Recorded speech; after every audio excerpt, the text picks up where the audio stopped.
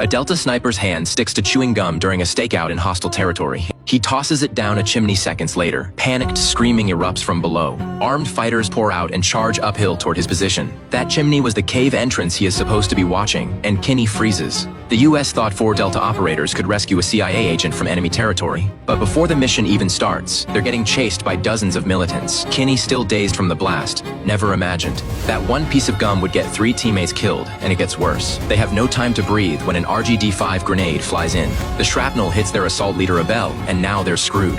Their only breacher just went down. He dies before he can even finish his last words. The team leader tells Kinney to leave the body and find where the RPG launched from.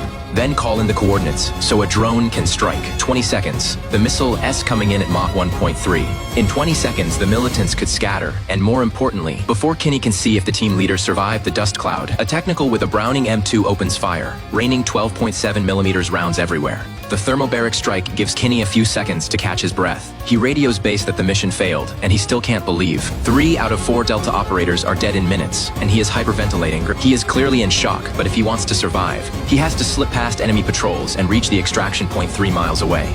Luckily, the drone escorts him, and he makes it to sundown without incident. But the quiet ridgeline ahead feels wrong, unnaturally silent. Kinney sees the Black Hawk coming and thinks he is finally safe.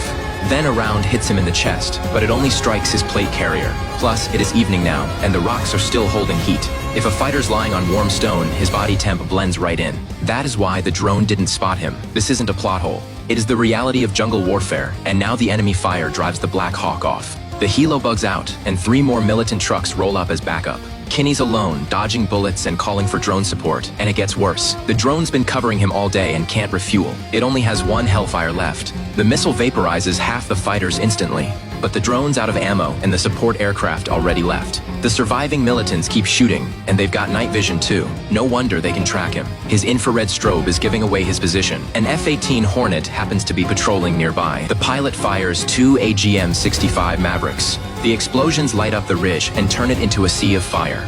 With the enemy closing in, Kinney uses the bombing run as cover to escape. He actually tells the jet to drop ordnance on his own position. The Hornet's out of ammo and has to return to base, but Kinney's still in danger. Command tells him to move northeast another mile to a new landing zone. Never use your radio while you're moving. He trips and tumbles all the way down the slope, and his rifle's stuck halfway up. Worse, a 3-man patrol is closing in, so what does he do? He runs and keeps glancing back to track the patrol. A mile later, they've cornered him at the edge of a waterfall. Without hesitation, he jumps straight into the water and fights his way back to the surface. He swims backward behind the waterfall and manages to stay hidden from the 2 gunmen above for about 10 minutes. Kinney dives under again and swims underwater until he surfaces 2 kilometers away. Exhausted, he thinks he is finally safe and lies down to catch his breath. But then, he hears the sound of a rifle being cocked above his head as a cold AK barrel presses